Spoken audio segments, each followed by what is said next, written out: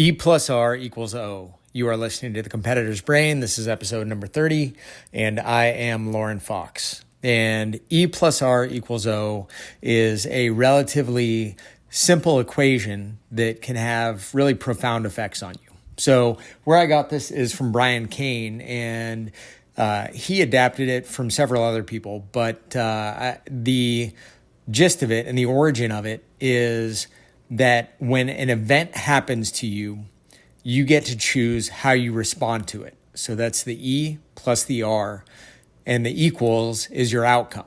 So the event plus your response equals your outcome.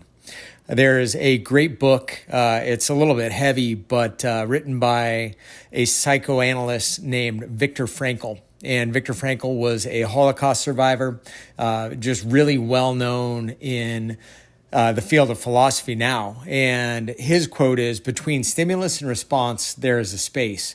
In that space is our power to choose our response. In our response lies our growth and our freedom." Now, Viktor Frankl is somebody who witnessed firsthand some of the worst atrocities that humankind has ever perpetrated on one another.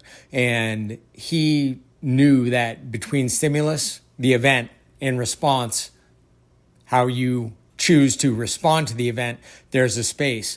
That space gives you your freedom, allows you to grow. So E plus R equals O.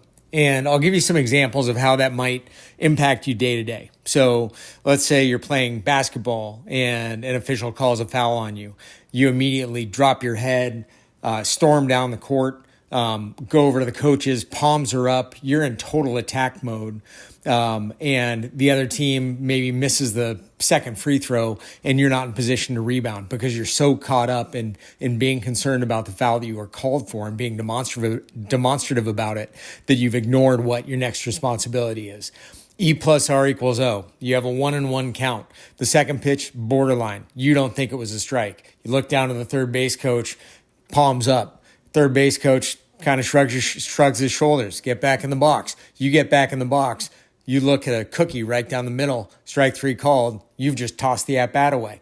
The reaction that you have, the response that you have, more so than a reaction, is ultimately what's going to dictate your success. So one thing that we'll do in the coming days is discuss how you can govern your personal response to anything like this and make it so that it is not a reaction, so that when the umpire makes a bad call, perhaps throws one of your players out of a game, you don't get run immediately following the player.